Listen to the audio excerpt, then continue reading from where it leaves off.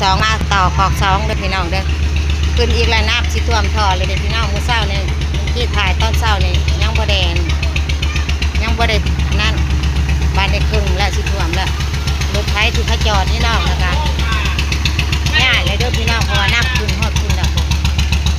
ตอนนี้ก็กำลังขนเครื่องขนของอุปยกเครื่องออกเด้อพี่น้องเด้อเอาเครื่องออกเอารถออก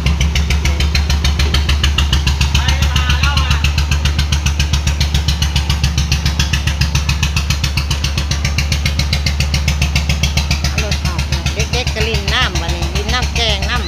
ำไหลขมันเลยพี่น้องต่ออีก2 ขึ้นแล้วขึ้นกว่าเก่าไว้ขนาดพี่น้องเมื่อกี้ถ่ายเศร้าในยังบริษัทนี่ปุ๊บทางพุ่นกับคืนฮอดพุ่นละรถท้ายที่จอดจนทางเข้ากันง่ายนี้เลยเด้อพี่น้องเด็กๆก็มาลินน้ำพอมันท้ายไปแล้ววันพอดีตัวนี้5 ค่ำกับพอดีลิฟต์ท่อพี่น้องเอ้ยท่อนะแซงนี่พอดีท่วมตอนนี้ก็อุปยกของเด็กๆลงแล้วค่ะไปแล้วหลานชายเอาตู้เย็นมาเห็ดหลินข้าวคินอาโยคินร้านไม่เท่าแหวนลูกเอื้อยของหานร้านของเอื้อยขอแอร์ด้วยพี่น้องข้าวแบงบัวน้าบอกหลินแล้วน้ำเปื้อนแล้วมันต่อของซองพี่น้องคนกันยังตกอยู่เด้อพี่น้องยังบ่ถอยสิมาย่ำมะฮุ่งมันน้ำมะฮุ่งตั้งกินกับทอดปลาขอแอร์เป็นใส่อวนดักอวนมาได้ไผ่ผ้ากับบ่มีพี่น้องเอ้ยไผ่ผ้ากระดักสบายดีแล้วโซสบายดีป้าลุงหรือยังลูกสบายดีป้าลุงก่อนสบายดีป้าลุงไปบุญเดสบายดีไว้โนโอ้คือโนบ้านี่บักยกคือบักแวกบักโชกเนาะบักโชกมันยกเดี๋ยว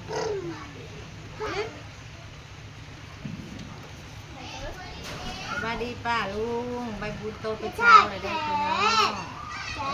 แซ่บไปแซ่บแล้วแซ่บต่อเลย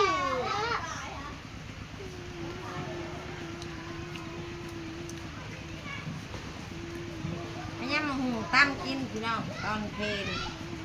ตอนบ่ายไม้ผ้ากับบัวมีไม้ผ้ากระดับน้ำปลาทัวพี่น้องเอ้ยวันนี้คนแรกสิถ่ายคลิปกันสิลงคลิปแบตเตอรี่ยังน้อยเดียวจะสิถ่ายได้หอดมืดแล้วกันแล้วว่าใคร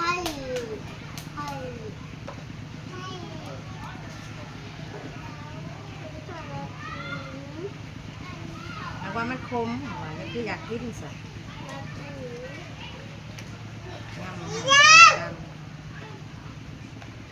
ก็ตั้มแล้วก็จะยัดพี่น้องหมากเดียวนี่จะได้ตั้มในหมู่2 หรือ 3เถื่อน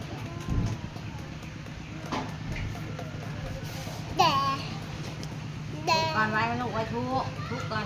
ทุกงาม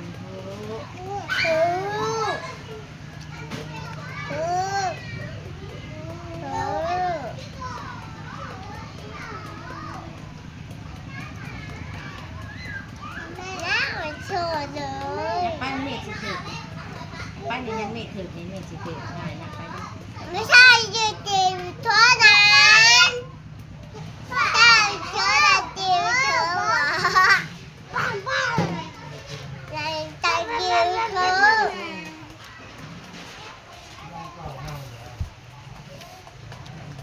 คือใส่พิมพ์เมียนดีๆทางคลองทางคลองน้ำทาง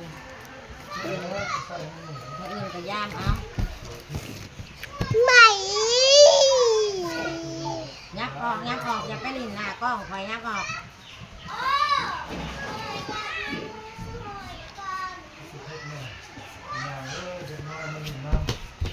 เขามาลินน้ำไหลน้ำดูดอนนี่มันก็ไหลพี่น้องมันบ่ได้แบบมันบ่ได้ค้างน้ำมันเป็นน้ำรวมเลยมันบ่เปื้อนมันอื่นไม่ได้สุกปรก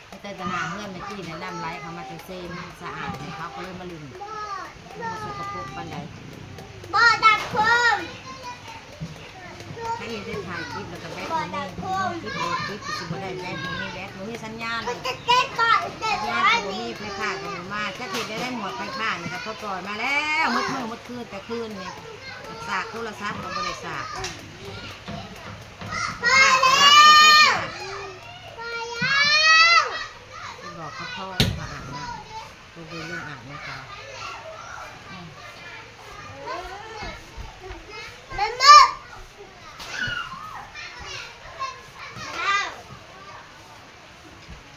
คิดว่าก็ได้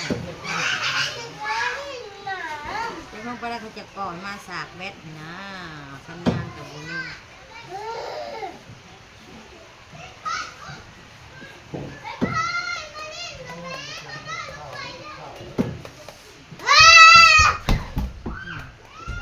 เสียงดังเลย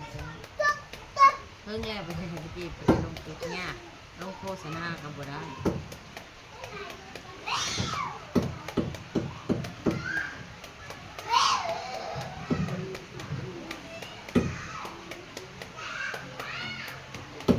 อย่าลงไปเด้อเฮ็ดยังจบลงไปหาตกน้ำตายได้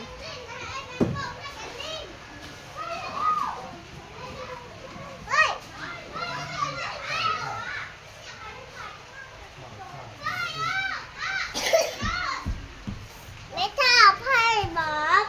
อันนี้อันนี้ ไม่ทาไพ่หรอก มันกระดับแล้วมันบ่มีไฟมันกระดับนี่แหละ ไม่ทาไพ่ปลากินนะปลากินปลากิน งับออกมายืนบ้างมาปากคือตีงับออก จะลง นี่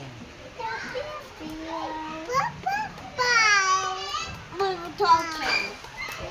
มันทอเอาเทียนน้ำมันทอเอาเทียนน้ำมันทอ เอา ได้ ไม่ยังเสียงหน่อยแล้วไปเมียนไป ไอ้เด้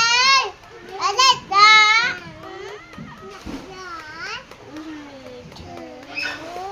นี่นางจีบอยากถ่ายคลิปขยันนี่ลูกหลานดื้อพี่น้องเลย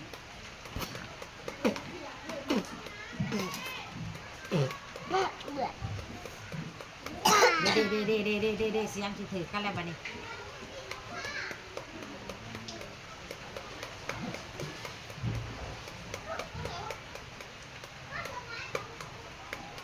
ดื้อโพดยากจะคิดเลย ได้เค้กค่ะ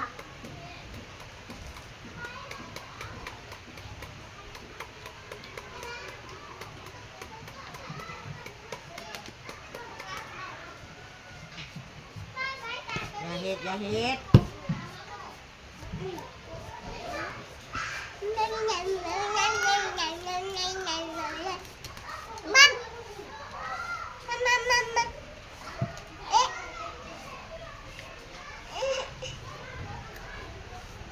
ต้องพูดดีน้ำหนาก็อย่าว่าทอยไปหากันเลยเบ็ดโทรศัพท์กัน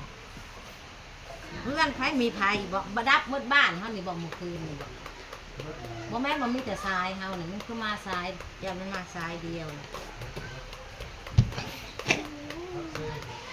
จะเข้าเห็ดเนาะได้น้องหมดไปป้าทุกบริมีผ้าดังผ้าแป้งที่ซักกับผ้าดับผมมีลมมีฝนกันมีแต่ฝนตกสุดๆไปผ้าดังบุ้มบ้ามยังว่าย่านผ้า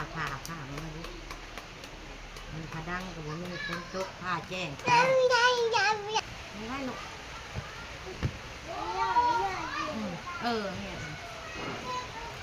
มานี่ ใจทุกไร้ไฟ